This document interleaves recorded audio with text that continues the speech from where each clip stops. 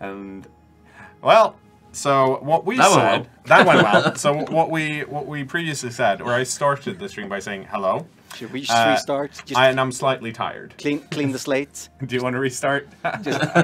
This never happened. Okay, fair enough. This never happened. We'll be very quiet. Take it away. I remember nothing. All right, it's a joyous moment. I still can't speak. Whatever. It's time to celebrate Stellaris and have fun. And nothing ever went wrong on the stream ever. Great. Welcome to the first introduction. Yes, the absolutely first introduction. Yes. There was no other introduction today. There was no super funny back and forth that no one heard that was excellent and not rehearsed. Definitely. Hopefully everyone's okay. Welcome to our release stream for Stellaris Utopia. In less than an hour, Utopia should be downloadable and after that playable. But for those that can't wait that long, I do know that Björn B mentioned something earlier today that 2 o'clock, which is now our local time, was still kind of important. Yeah. There's a certain... A little update. A little update. A little bit of an update. Yeah. That, few changes. Yes, that may have just been released a few moments ago. Basically 1.5 is out. Yeah. 1.5 out. It's out. Banks is out. And for this stream today, I'm going to sit here in the corner, try and make sure that I don't miss any questions, and also not be too quiet. It turns out, releasing a lot of games, going to London, and all of that stuff takes a lot out of you. Yeah, getting defeated. I don't recall that ever happening. So having your way of life proven wrong. I don't recall that ever happening. Keep on cute on or something. Yeah, as I didn't mention beforehand because people can hear it. Next time this happens, I'm gonna try and convince Daniel to be in my corner. Yeah. Because I've seen his Empire builds now, and they're clearly superior. Actually, that's not true. I know that you guys play a lot of because you both tweet about your in-house MPs. And I guess they normally don't come to a full conclusion because it's mostly for you guys game testing stuff. Yeah. But basically, if it did, who'd win? Well, Martin usually gets the federations, so yeah. If I mean we've dusted up in EU a bunch of times, and I won every time. So yeah, usually gets all the allies because people usually. Well, I also play very aggressively, so. I mean, I feel like I sympathize with that. Yeah, Play aggressively, expand, don't declare war ever. And then get crushed by me and all my friends. Yeah, like the Fanatic Purifiers are my playstyle.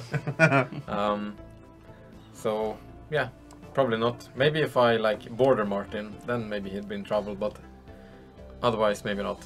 Let's see. Okay, well, I mean, hopefully in the future we will crush Martin, and there won't be anything he can do about it. Keep dreaming.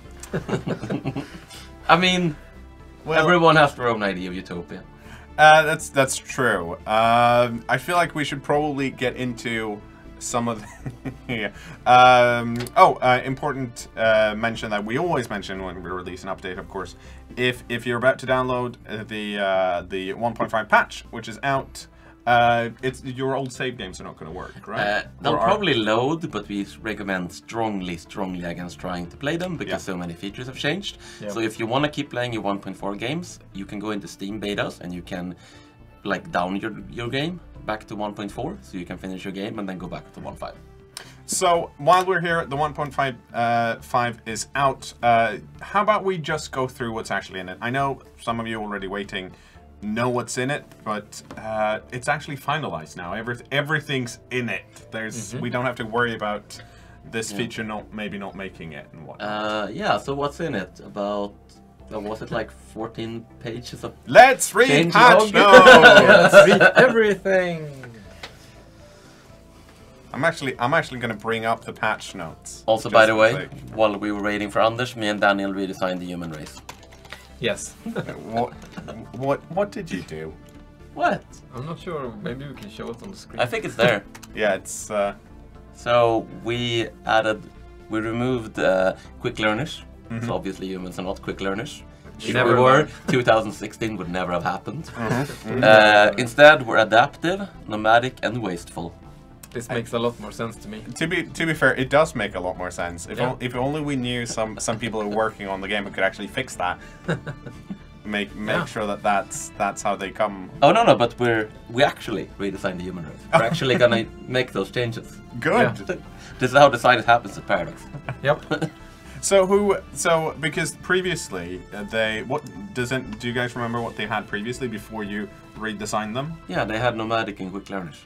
Yeah. How did they get that? I don't know. How did I don't they know. get that? I mean, it's you guys are responsible for It's this. actually, but it's actually been bothering me for a long time, but I actually never got around to like remembering it enough to change it. Basically. We just talked about it because he had the screen open during the break. Yeah. Uh-huh. And I then was we like- decided to change it. Yeah. And that's how design happens.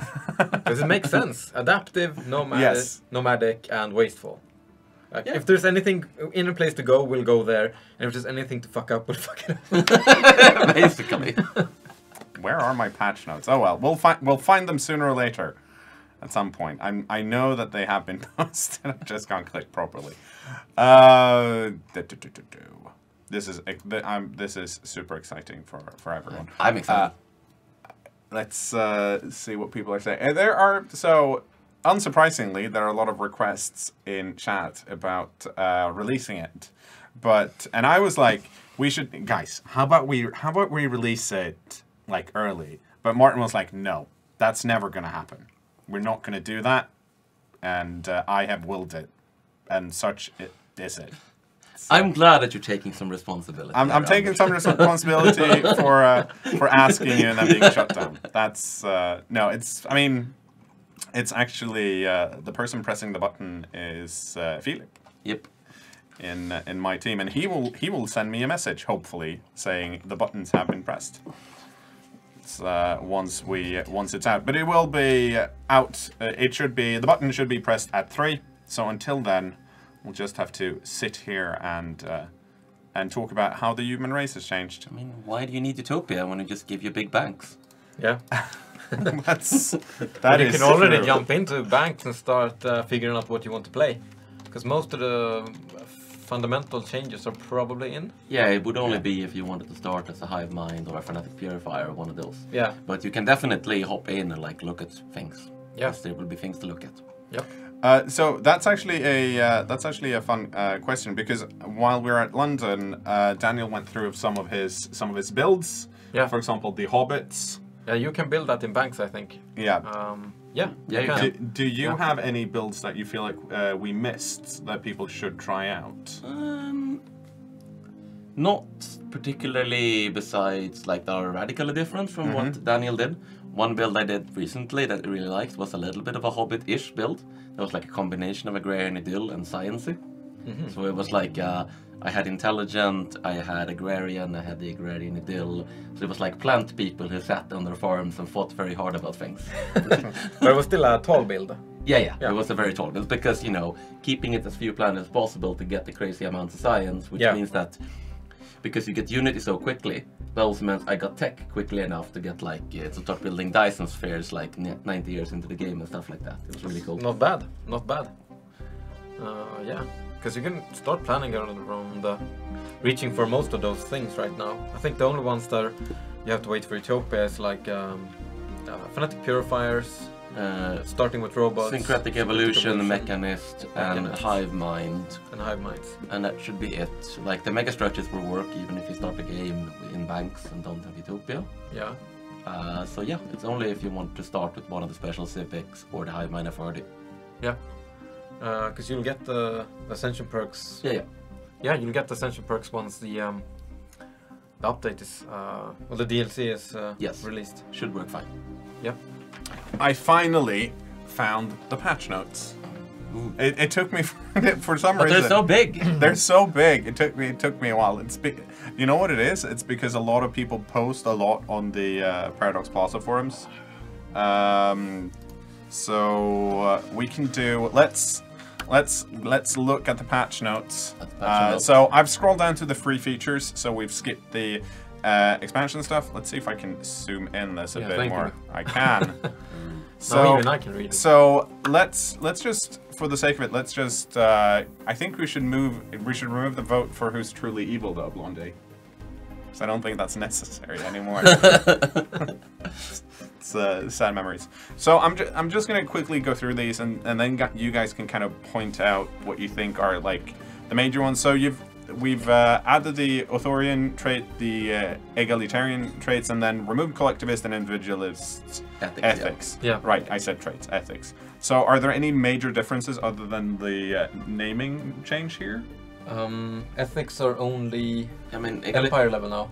Yeah, there's that. Yes, for that. There's a big difference there in the ethics only Empire level, but also in terms of authoritarian and how collectivist used to be, they're more focused on those things. Like authoritarian is about your hierarchical society and all those things. It's not also randomly throwing in socialism. Yeah.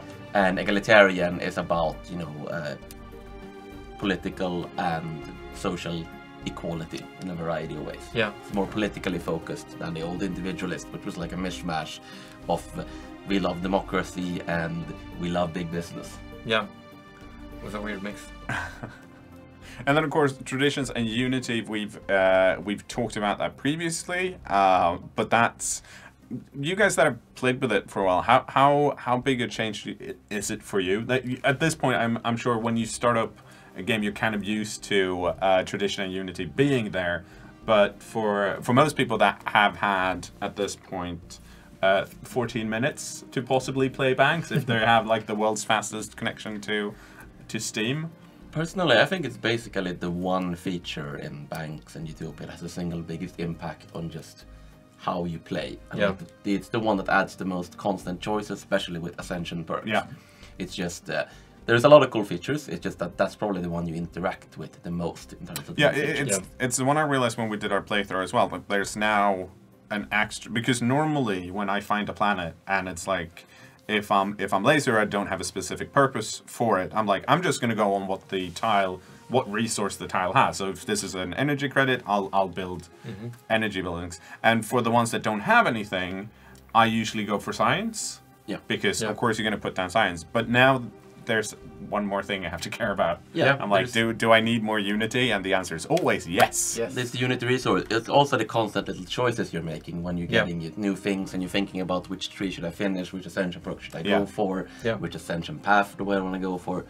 I mean, we're talking about mainly the traditions here, but it adds a lot to the game. By the way, when you were talking about the the plantoids that you were playing, which tradition tree did you go for first? So I actually went for the prosperity one first with them. Interesting. Yes, because I wanted to get a bunch of energy going immediately so that I could have a lot of mining stations with very few planets. Yeah, okay. So I could get like a rush for tech. And then I went for discovery. Yeah, because Discovery seems like a natural choice if you want a tech rush, since the... is it the survey core? Yeah, it's really good for the survey core, but basically I didn't survey that much immediately, so I was gaming the game a bit with that one. Yeah. But yeah, the big problem was because I only went for like 3 planets immediately, and then I waited a while, and I like claimed some stuff with Frontier Outposts, and just generally, because I didn't want to start stacking the tech penalty immediately before I could get a bunch of labs up, because the problems with getting lots of planets early is that you don't build a lot of tech labs until your planet starts filling up. Yep. Yeah, makes sense. Like, personally, I also like starting with... I think, like, actually the expansion idea group is probably my favorite, because, like, I'm very satisfied with how it turned out. It's quite, like, well balanced in my opinion.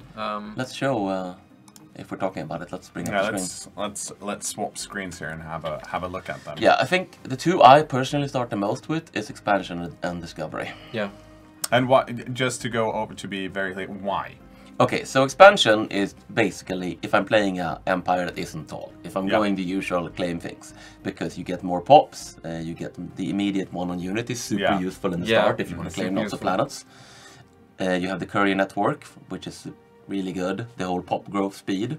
Colony development speed is also a much bigger deal now because we increased the time that takes. Yeah. And the Frontier Outpost upkeep one is also a big deal. Yeah, that one kind of means that you can like build twice as many for the same amount of influence cost per month. So it's a big deal. And also, the finisher is actually quite good right now because it gives you 2 core planets. Yeah. Two core system sectors. Which is super useful if you want to go for early colony rush. Yeah, because we have reduced the base number to 3, as people can see in the top bar. So. Unless you're, yes. Yeah. But we have added a lot more ways to increase it. Like you can increase from expansion, there's ascension perks, there's techs, there's a civic, pacifist adds it. There's lots of ways to increase the cap, so it isn't just a straight nerf. It's just that if you want lots of core sector systems, it's a thing you have to do with trade-offs rather than everyone gets the same amount. It was one of the things I realized, because when we started playing the Starfish playthrough, I of course, since I wasn't a pacifist, I only had 3 systems, and I was like, I'm gonna fill this up pretty quickly, and I also went expansion. But then at some point I stopped, where there was some part early on where I'm like, okay, I need to put some of these into sectors, and then all of a sudden I had like, okay, I can have 7 now. I'm like, I don't want to have to deal with 7. I'm gonna put all of these in sectors anyway. Whereas I didn't have a single sector for the entire game. Yeah, boo-hoo. To be fair, I only had like 2. No, I had think 8 planets and 3 habitats. Yeah, that's it's kind of interesting actually, like how people like saw the different trees like in the beginning, because like everyone like thought that Harmony was the most powerful tree for like quite a while, but it's usually like I usually don't go for it like early on anymore. I like going for it relatively early if I'm playing Authoritarian. It's super useful for Authoritarians. Yeah, but it's actually not. Yeah, it's like, because if I'm playing like Utopia and etc., I'll focus more on living standards, and then I need the economy for that. And I usually go for Harmony a bit later. But I love this with Authoritarian. It's actually super good for it, because it gets rid of a bunch of unrest. I like the leader lifespan, if you have like Imperial Authority, because I love stacking lifespan and trying to get my original leader to survive as long as possible. just like, research more things that will make me not die. And the Venerable God Emperor. And there's a bunch of nice Ds. Yeah, I really like the Bulwark of Harmony. I think that was one of the coolest ones. Like actually working and designing the traditions and what they're supposed to do was actually like so fun. It was probably one of the more fun things I've ever done. Like went through so many iterations. Yeah, and it's very much been your kind of primary thing on the expansion and the patch. Not to say you didn't do other things, just that this has been the sort of the thing you've been holding. Yeah. How you want to phrase it? So how long did it then?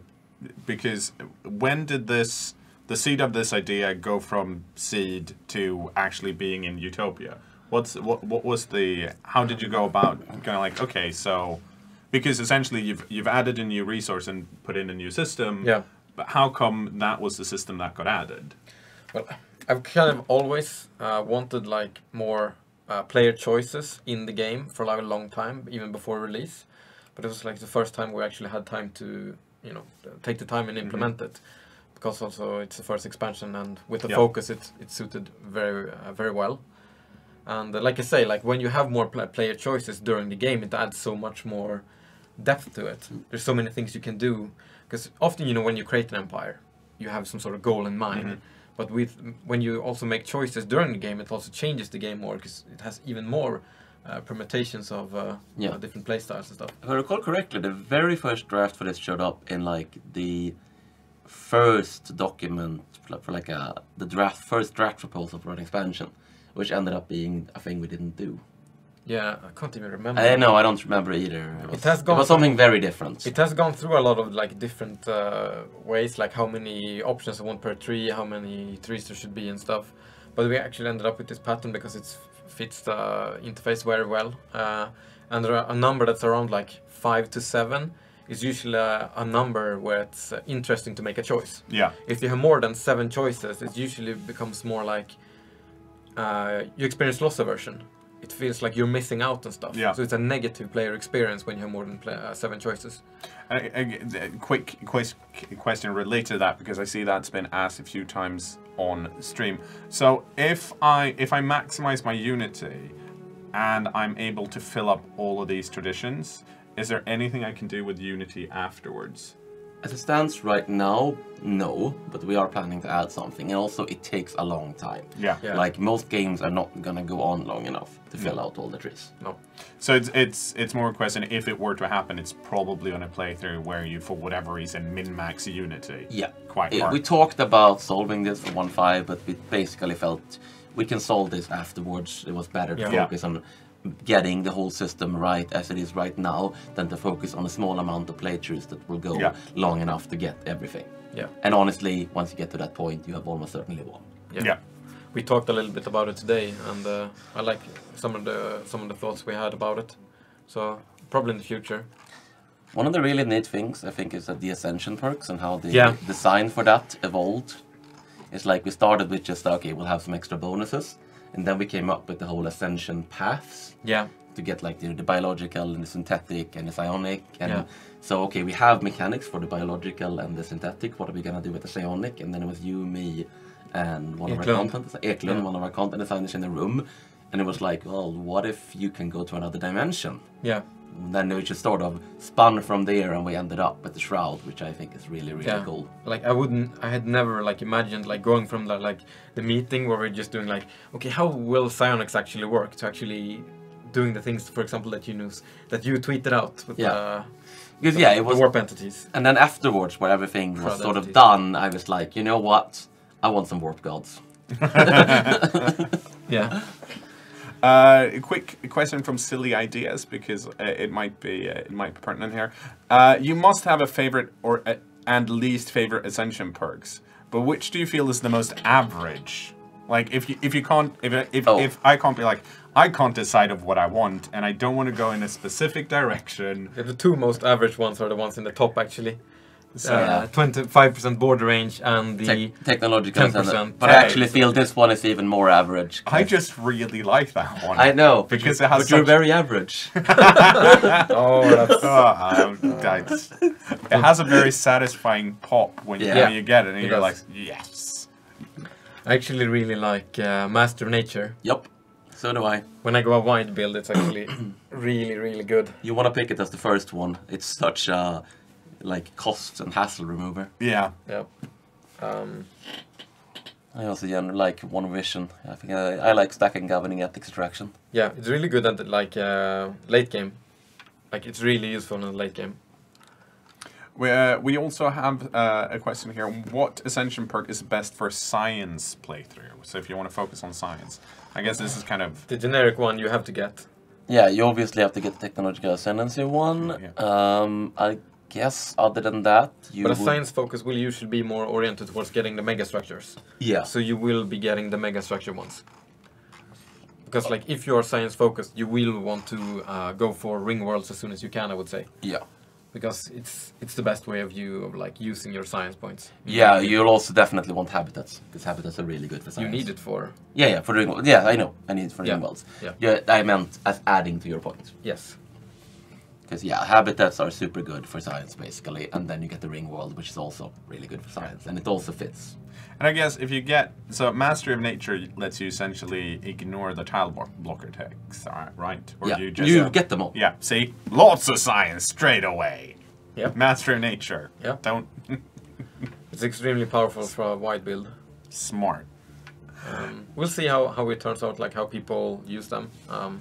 Yeah. We're not going to change anything immediately, but we have some thoughts. Yeah. Basically, we're going to have a sort of meeting about it afterwards, as we always do, and look at what did we think would happen, how did things actually happen, how did things result, because no plan survives contact with reality. Yep. Speaking of no plan surviving contact with reality, so this is clearly you had an idea, you wanted more player choice. This is what ended up in the game. In Utopia, out of the stuff that's in Banks and Utopia, is there something that's kind of like a mechanic or something that was added that's been in there from the start when you started working on Utopia, but is totally different than what you had first envisioned? Like, basically, I'm asking what has had the longest like transition from the early seed idea to what it is now? It's a really difficult question. I think it's probably the tradition trees. Yeah, I think it's tradition trees. They've gone through so many iterations just on like the base format of them. Yeah. And then like once the format was established, I just had to work on several even more iterations, like figuring out exactly what every choice should do. And it's been a lot of back and forth, like asking for feedback from people and reworking them a lot, because I wanted each choice to be more like impactful. Yeah. And it's not as fun to get things like plus 10% bonus in minerals or something. Yeah. Try to avoid that and try to do, for example, like in expansion is a good thing. Instead of doing like growth time reduction, we try to do more like you get 2 pops when you colonize. Yeah. Now we have both, but... I mean, you get a growth time reduction too, but the point being, it's often about like the first one you get, and seeing the immediate change is the same as with the ones that are like this building produces more unity, which is more fun when you can see that the building is doing something different than when it's just plus 10% unity, because that's hidden behind the tooltip basically. I think it's so satisfying once I get that pursuit of profit, and when I see them with the buildings in the list, and I see like they produce energy and unity. Like it's such a great feeling, I think. Yeah, and most things more or less ended up. Like everything, of course, goes through iterations, but most things pretty much ended up as we envisioned them, I would say. Yeah. Speaking of new things, so one of the other things that's new is the what is it? I'm bad. The consumer goods. All right.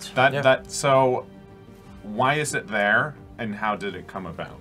I guess that's the same question, because that's a new cost essentially, right? Yeah. So it's there for 2 reasons. The first, just plain being to combat late game mineral inflation. When you're this big empire and you're making so many minerals, we wanted something that would scale up with the size of that empire. Yep. So you have a cost per pop, and you also have an increased cost for large empires and the other things. The second one is for the sort of living standard thing, where you can sort of simulate how people are doing in your empire, and also just to give a sense that there's an actual like civilian economy in the game with impacts, that there's not just everyone in your empire working to build battleships. Yep.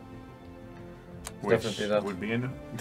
I was gonna make a bad joke, but then halfway through it, I was like, "This joke's too bad." I'm not gonna go down that, right? But I would guess though, like balancing consumer goods is probably one of the harder things. I would guess that's like one of the things that's probably prone to changing a lot over the years. Definitely. And but it's good that it's in, and I really like the base with the living standards. And, just the fact that you can be like, yeah, maybe gosh darn it, people like me. Or in this case, gosh darn it, people need to tighten their belts and get to work. Yeah. Yeah, I had a case where I was like fighting off the endgame crisis, and I had Utopia living standards, and I just couldn't afford it anymore, so I downgraded everyone's living standards so I could fight off the unbidden. Yeah, that's what you have to do. That's what you have to do. Hey, it's like, you're gonna have to give up your plasma TV, because otherwise we're all gonna get eaten. Yeah, it's gonna be a plasma blaster instead. Not sure that was worth it. No, that's what everyone would say. Let's see, what other questions do we have here? We have some people asking, quick notice about the consumer goods, by the way, because I don't remember if we actually put this in the patch notes, but if you're fighting a defensive war, you actually get a significant cost reduction in consumer goods, which means that there's actually also like a economic advantage to being in a defensive war, even if you don't have the Bulwark of Harmony. Did you add that like a week ago? No, I was in when you were fighting me. That's why I had so many minerals. I mean, you still lost. That's your excuse for everything. It's a pretty good excuse. It's a pretty good excuse. I also wanted to have your thoughts on the unrest mechanic. Yeah. Because that's new as well, right? Yeah. So a big part of this was that we wanted to split up the factions. Because like previously the factions were like rebels. Yeah. And we want the factions to be political movements, and the original design, I guess this is one of the cases where the design actually changed the most. Because the original design was for factions to be both rebels and political movements, and then we realized that's just confusing. So we actually unrest came from the fact that we took the rebel part of factions out of factions and had factions only be political movements, and then made a new mechanic out of it. Yeah, because one of the things I really like is that I can see on the planet an unrest value. Because that's like one of the things that I was missing the most from EU4. Is that you have such a clear value that you can see and what it leads to. Yeah. And when we introduced the value here on the planets, it actually gave us the same sense of feedback loop. Yeah. He means missing compared to EU4, just to make it super clear. Yeah.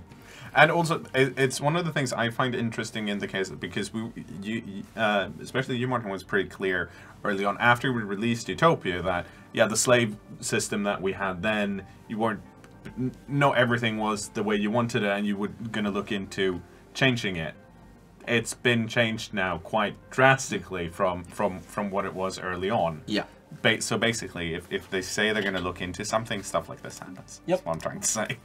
Yeah, you can look at the dev diary I wrote, The Journey Ahead, and look at the list of things we said we were going to do. I think we checked off like half of them now. Oh no! I don't remember. There's only one large expansion left. What are we going to do? Yeah, we're out of ideas. Yeah. Let's pack it up, guys. Off to drink pina coladas on the beach. Exactly. Let's see. Right. Added a war demand to dismantle frontier outposts. It's not a big thing. I just like it. Yeah. Yeah.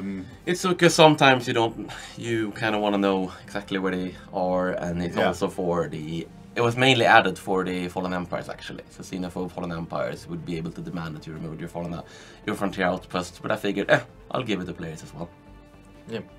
And I see here that it says you're no longer at war with rebels when they take over a planet. What does that specifically mean? Okay, so what it means is just that when a rebel empire breaks away, you're not at war with them by default. Yeah. If they win the rebellion, it's mostly so that they will get a chance to like defect to another empire, like I've shown off that rebelling slaves can defect to an egalitarian empire and things like that. And if you want them back, you're gonna have to declare war for them.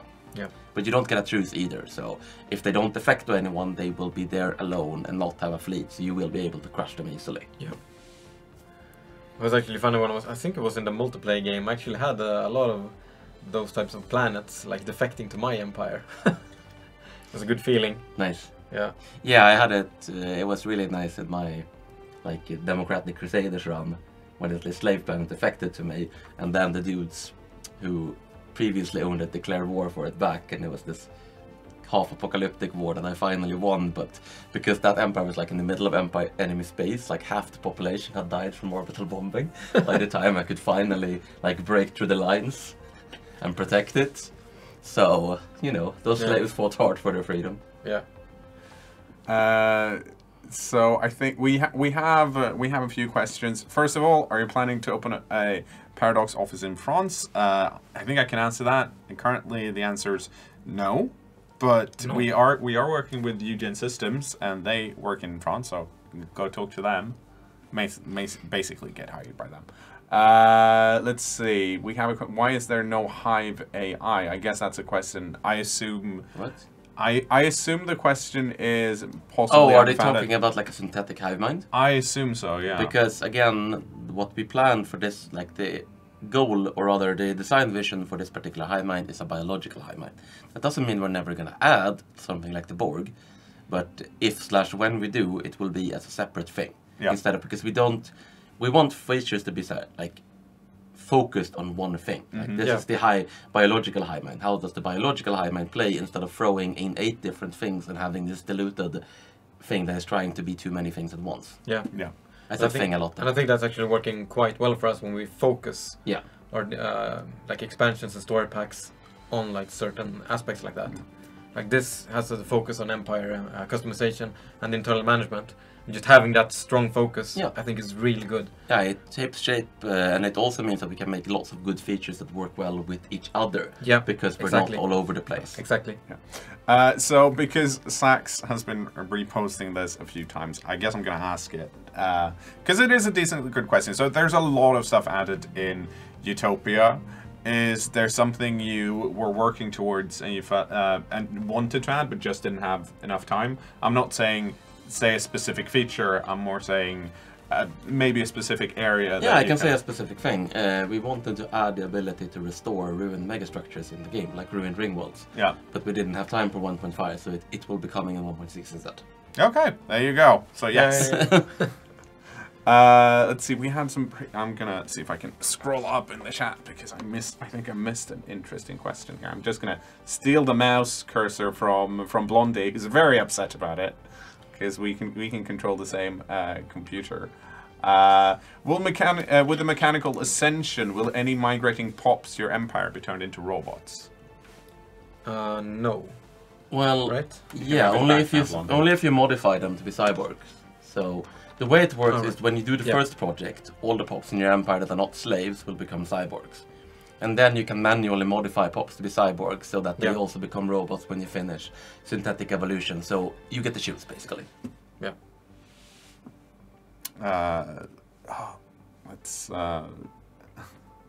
What happened to the purity tradition tree? I guess at one point there was a purity tradition Yeah, tree. but that's like I talked about.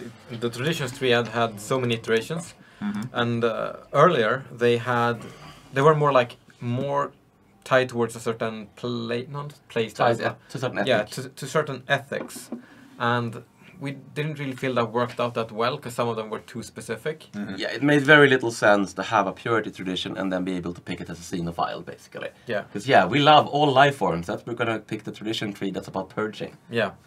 So the unique mechanics from that we took and put into the Fnatic Purifiers feature. Yeah. And otherwise, it died. Yeah. It was replaced by Diplomacy. And yeah, I think that's really nice. And it's the same as how Harmony used to be the xenophile group. And it's now like a generic about empire stability and actually super good for authoritarians and so on, like I said. Yeah, Harmony is like more, it was previously more like pacifist, xenophile oriented, but now it's more like status quo. Like, keep your empire from changing as much as you can, like, you know, longer leader life, reduced unrest, happiness. Reduced consumer goods, which is a big thing for wide empires, etc. Yeah. Netoen asks, question, in 1.4 I had a hard time making federations with AI. Are there anything new in 1.5 that will make me more appealing to the AI in terms of co-oping? I mean, you could just be Martin. That seems like a very difficult question based on, I'm not sure what your issues with making federations were exactly. Yeah. I mean, a lot of it is based on what kind of a AI empire it is. You know, if you find some federation builders and they like you, you're going to get a federation. If you find some xenophobic isolationists, that's harder, and you're not going to make a federation with Fnatic Purifiers no matter how much you try. Yeah. Like, I usually don't have any problems with getting like 3 to 4 empires in my federation. It's like you can even get some aggressive AIs in there if you just a lot of it is just about building up trust, and keep in mind you can always use gifts as a way to make people like you. Yeah. And the diplomacy tree, which is oriented. You know. Oh, right, actually, yes. This is what actually we should probably mention, because we have the diplomacy tree, which makes it easier to do this sort of thing. So, yes, in fact. Because you get more trust growth, you get slower diplomatic influence cost, and when you finish it, you increase the trust cap. Yeah. So, yeah. This will make it easier for you to form federations. There you go. Other question here. Will spiritualists still hate robots and AI? I want to play as spiritualists who don't care about bodies, only minds. Yes, spiritualists hate robots. Yep. That is basically the way it works in the Stellaris lore, or whatever you want to call it. Yep. So if you want to do that, you're going to want a mod. Yeah. Yeah. Can ring worlds we build be repaired if they are destroyed? Or can they not? You can't destroy ring No, worlds. because megastructures in general, like... They are indestructible. Yeah. It's just a question of who controls the area, and they control the structure. Well, I guess technically the swarm and stuff, they can destroy the ring world. Oh, that's true, actually, yeah. So the swarm can destroy ring worlds, and they cannot be repaired yet. No, but in 1.6, which is the next patch, they will be able to be repaired. Let's see. Is it possible to warn other civs not to settle systems close to you, as in Civ 5? Or I guess as the Fallen Empire kind of warns you sometimes. It is not. It's a sort of thing we would probably add in a future more diplomacy-focused update, things like that, because we would want it to work in a bunch of different ways. We want the AI to also probably it would be cool if you could have custom deals, like we agree not to settle next to each other. Yeah, that sort of deal. Yeah. Fendweller wants to know if Fallen Empires have changed any. Not really. Still jerks. Yeah, they're still jerks. They do have the extra. They send you more requests now, though, right? No, that was in 1.3. Was that in 1.3? Yeah. That's no, Fallen Empires have like minor stuff. Yeah. Like I changed their buildings a bit, so to be more optimal with the new system, but nothing major. We have some question about out-of-sync issues in multiplayer. I haven't experienced that. So I'm gonna assume that the multiplayer should work. Scroll down the bug fixes. Oh, bug fixes. Let's scroll. Keep scrolling. It's too long. It's a big bang. Okay, we can up. I think we can swap over to to the Highlight. We Oh can, yeah. You can swap to my screen, Blondie. There. Whoop. Thank you should have a bunch of there. You go ahead and highlight them. Yeah. Yeah. So there, yes, we fix some auto-sync issues. Yes, this is actually quite a long bug list with fixes and stuff. Now we're down to interfaces. Let's see. Question: do all non-slave citizens become cyborgs, or can I limit it to only my primary species without slaves? I guess this is related to the mechanical blah blah blah that I can't remember what it's called. Trying to remember if it's slaves or non-full citizens that become cyborgs. I think it's just slaves that don't become cyborgs, but I don't remember. We could look at that in the future to let you be more selective. Yeah. Okay, big question. How tasty are Xeno burgers? I think that's a fair question, and I think it's a question that deserves an answer. I feel like my experience working with Whole Food Planets is that there are a lot of planets that want that type of dining experience. There are some more close-minded people that refuse to trade your delicious Xeno burgers with you, even if you're just doing it as a kind gesture when you notice that they're actually starving. Which it's a conversation starter. Not everyone is going to eat the Xeno burgers, but basically everyone should. Can we agree? I had this experience where I did once share the galaxy with an empire that was eating aliens, but they realized the error of their ways and switched their ethics so they could no longer eat aliens. Yeah, and I felt like that was progress. That's good. Yeah. I don't know. I don't usually eat aliens that much, but they probably taste good. Why don't you eat aliens that much? I can say this, they are very good. It's very good to combine with the Fanatic Purifier's playstyle. Yeah. You can get ridiculous population growth. Yeah. Because I do enjoy eating some of the primitives when you're playing Fanatic Purifier. Oh, last time I played Fanatic Purifiers, I actually lost that game, but I ate everything I conquered. Yep. Yeah, but that's what you should do. And at one point I had like, what was it, plus actually. 270 food or something like that. It was just like pops multiplying like rabbits. Yeah. Fanatic Purifier is actually fun in that regard to play, but they're also quite difficult, I would say. Yeah, I got crushed. Well, crushed is not a good way to put it, because I fought a 30-year rotating series of defensive wars as everyone around me attacked me. And then it was like, okay, I'm starting to get the advantage over my neighbors, and then this really big empire just ate one of my neighbors and then declared a war on me. And then it was over. Because I had weakened my neighbors so much that the other big empire from the other side of the galaxy just moved in. Yeah. Speaking of fanatical purifiers, Innocent Civilian wants to know some good traits for fanatical purifiers. If you want a proper fanatical purifying playthrough. Okay. Well, you know what? Yeah. So what would be some good traits for fanatical purifiers? I guess in terms of this, what would you pick? I would go for Distinguished Admiralty. Yeah, even more fire rate. Yeah. Which means you get 33% fire rate, 8% fire rate, and 10% fire rate for a total of about plus 50% fire rate. Yep. More Daka. Yep. It's a lot of fun. Trait-wise, I would probably go for Strong and Industrious, I think.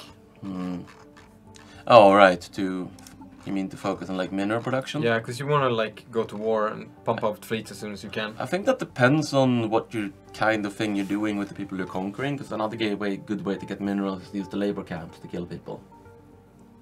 Yeah, fair enough, I guess.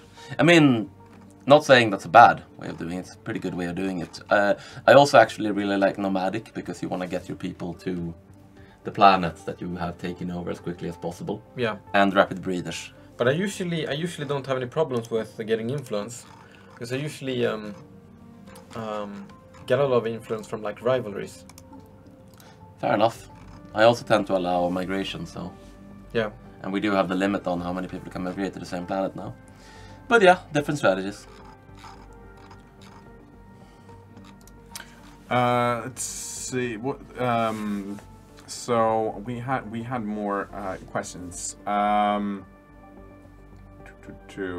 So Conan wants to know if sectors uphold your decisions on whom to keep enslaved, and I assume because sectors have no say on it anymore. Yeah, exactly. It doesn't work like that. You don't manually enslave single pops. You decide who is enslaved based on species rights, and sectors don't get to have a say. They have to obey whatever you want in regards to slavery, because it's now based on citizenship. Yeah. And also slavery type. So like if they have, you know, that they are being enslaved, then the pops that are actually working on the mines and the farms will be enslaved.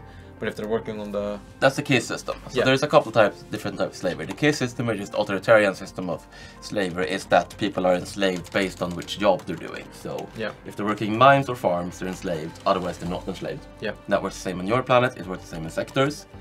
And for xenophobes, can enslave whole species. And then everyone in that species is enslaved, no exceptions. Yeah. And if you're authoritarian xenophobe, you can use a mix of both. Yeah. I'm slacking with Philip, who's going to press the button. Such a slacker. I know. I mean, we could just delay it another hour. What do you think? I mean, we could. I don't like if people are okay with that. You're not in a hurry, right? I mean, like, don't you guys feel like they should be able to experience banks first? Yeah. On their own for a bit. Yeah. I mean, you can definitely sit in the Empire generator for like an hour. That's actually, we had some people when we were at EGX Rest in London. Of course, we had Stellaris, and it's not, as most of you probably know, it's a game that takes a while to play. So not necessarily the game that you're gonna spend like a day at like an event like EGX and just sit there and play. So not a lot, but some of the people that knew about Stellaris that played it before, they kind of just stuck around in the species creator and read everything and just went through it. Speaking of something totally unrelated, I did see a question pop up which we haven't talked about at all, and that's partly because we haven't really had time recently because we've been showcasing other things. Have you had an opportunity to try any of the Stellaris mods that are available? Because I know some of the other PDS teams like to play and look at mods quite a lot. We haven't been able to do much on stream with it yet because, well, there's always been Utopia content and stuff. I usually mostly look at like very specialized mods. Because as a developer I don't usually have like as much time as I want to look in specific features. Like if there's someone who spends like an entire weekend looking at a specific feature, they will be able to find lots of like, you know, issues or ways to improve something. And I'm not gonna have time to do that because I have to fix like everything.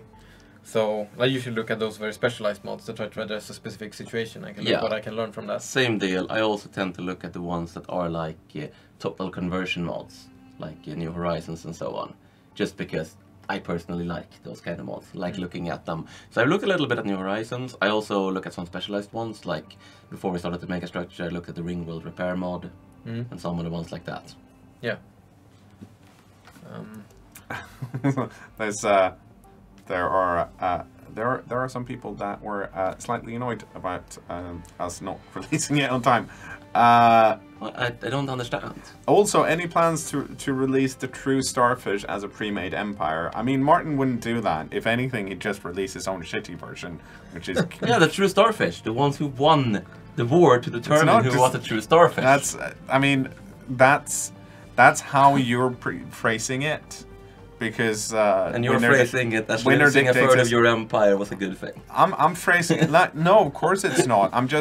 I think it's important for people to realize that the galaxy is a dark and dangerous place, and good isn't going to win just because it's good. Sometimes evil wins, which some people might argue is a different Paradox game, but in this case, good won. So it was all good. No. No. Now we can. So we have. I guess we have some more questions about unrest mechanics and how to keep unrest low. And if we do, will slaves be unable to rise? Yeah. Unrest is who can rise is completely tied to the unrest. Like you can, as long as you keep unrest at 0, nothing bad will ever happen. Yeah. In terms of the unrest, at least. Yeah. If it's at like 10 or something, you get events that push it up, but you won't get any direct penalties. If it's at 50 or above, that's when the dangerous things start happening. So it's like having a little bit of unrest is usually fine, but can result in more unrest through things like the slaves organizing. Having high unrest is bad, and having 0 unrest means you don't have to worry. Yeah. So as long as you can keep the unrest down, you're good. For example, the slave processing plant now helps a lot with that. Yeah. Because it reduces unrest caused by slaves by 50%. So you definitely want that one if you're doing the xenophobe one where you're enslaving the whole planet, because that generates a lot of unrest. Enslaving a whole planet generates a lot of unrest, and then you usually want to have the processing plant to equip them with the bomb colors. Exactly. We have a quick question. Super P Potato wants us to name, or probably Twitch chat as well, some Stellaris YouTubers. If you're watching this on Twitch, name your favorite in chat and do the same on YouTube. For me personally, I really like Enter Elysium does Stellaris LP. I saw him fail on Twitch yesterday, I think it was, Hive Mind, because he got into an early fight and then he couldn't get out of it. Because no one likes Hive Minds, and also, of course, A-Spec. Yes. Yeah, A-Spec. I was about to mention A-Spec as well. I like... he doesn't really need videos on things like the dev diaries and features, plus some cool playthroughs. Yeah. How long did his Imperium of Man playthrough go? It's like still going on. Yeah, Yeah, no, it's- he ended it. It was Okay. like 500 years into the game or Okay, something. wow. It was insane. So Fjellkrigen, I guess we've talked about this before, but I guess we might as well mention it again. He has some questions about the Sector AI, and there has been some changes to the Sector AI. I think the biggest one, of course, at least for me as a player, is the fact that you can see what the sector does now, which is... I was not trying to play Serra Corp. I'm gonna cheat and play a Fallen Empire. smart. Cheater. Yeah. And I actually, when we were playing, Martin, part of me was like, oh, because previously I never felt bad for stealing everything from a sector or not doing, like, just be like, okay, just give me your things. But now that it actually tells you what's happening, you're kind of like, no, I can't take all of that. It needs to build up so you can be stronger and give me more things. Yep. You can see basically what they're doing, and it's way more active. There's been a lot of changes to the budgeting code to make sure it doesn't stockpile resources unnecessarily. And yeah. Any plans to move the release schedule to Valve time? We'll think about it, possibly. Soon. Yeah. Isn't that more Blizzard? Yeah, it's a Blizzard. yes. I was gonna... And Valve time is more like never. Well, I mean, it depends. As long as I think we're fine to as long as we're not on the third iteration of a franchise. Well, we all know that Half-Life 3 is going to be released at the same day as Warcraft 4, so... It's all good. You know what? I think it's way likely that Warcraft 4 comes out first. Just give me Left 4 Dead 3, Valve. I don't know. Let's see. How does... yes, I guess this is a question. We talked about armies, and how specifically does armies affect unrest on a planet? Each army on the planet reduces unrest, and we have also changed it so that the number of armies you can have on a planet is dependent on how large the planet is. So if your planet is size 20, it can support 20 defensive armies instead of the like 12 or whatever the hard cap was before. So in short, if you want to keep unrest down, garrison a lot of armies on the planet, or use buildings that reduce unrest or other things. Does it matter which armies are? No. No. We discussed that, but for simplicity's sake, we just decided to have it a flat amount per army. Yeah. Can you give any information on what happened to the release of Mandate of Heaven? Yes, I can. It's being released later on today, so come back at 4 when we start the release stream for that. Because we couldn't possibly release 2 games at the same time. I think chat is yelling that Utopia is out. Well, I mean, it's one of those cases where this usually happens with Steam. Some people are going to get it sooner, some people are going to get it later. I've just got confirmation from live. Philip that it is live. All right. We need to wait for the rest of the team. So, Right, we do. Like, who should we? Jamie. Let's, Tell him to get the people down here.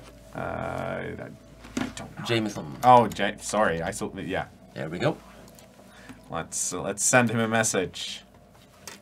Get down here. Get in the shop. Get to the streaming studio.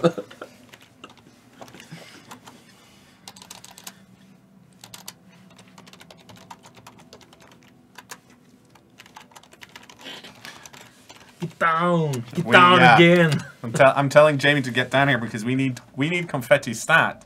Well, No. Kuma-kun is here, Kuma-kun. so that's a good start. It's Yeah, up to you if, yeah. if you. You know you want to do it. It's, Kuma-kun sneaks in. It's like points to the bear suit. The game is so easy when you're playing as a Fallen Empire. Ah, come on in. Come on in. Come on in. Come on Don't in. be shy. It's You can stand. you need to actually be on on stream for this. We're gonna see if we're gonna get. That's excellent. Nice. Why is everyone like, Get in there, don't be shy. everyone's kind of peeking in from the side and being like, who's supposed to be here? Yeah. Everyone's Don't get be in. shy. It's gonna look slightly weird against the green screen. That's fine. Get in, everyone. Everyone needs to get in here. So it's no question of we'll just have to we'll move closer to this. There's a lot of Stellaris people here. That's good. Everyone in.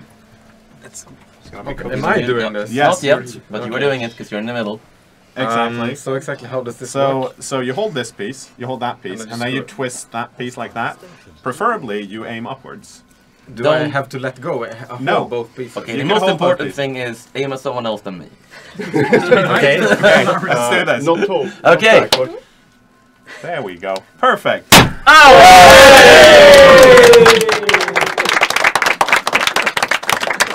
And now there's stars in our water. That's amazing. Guys, Utopia is finally out. You guys can go play it right now. If you want to Get some stick... Cena burgers. Exactly. If you want to stay around, we're going to be here for a few more minutes. Guys, thank you so much for Thank you.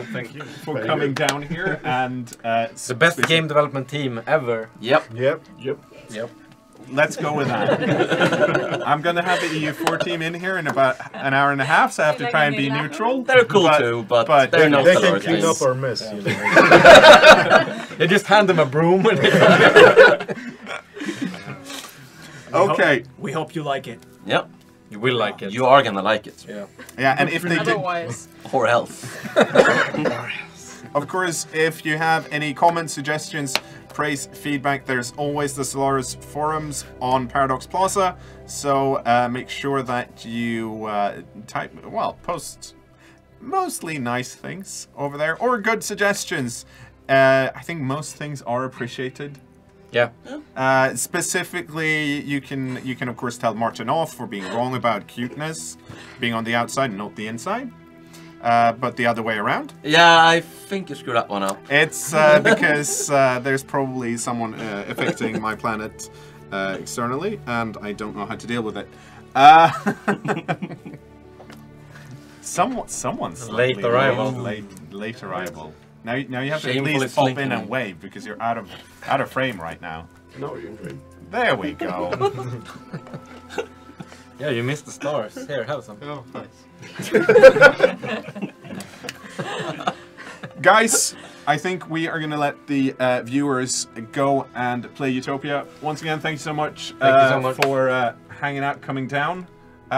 Let's get out of here. Yeah. Yeah. Yes. And you guys go play Utopia right Have now. fun. Hurrah. Go play. Goodbye. Bye.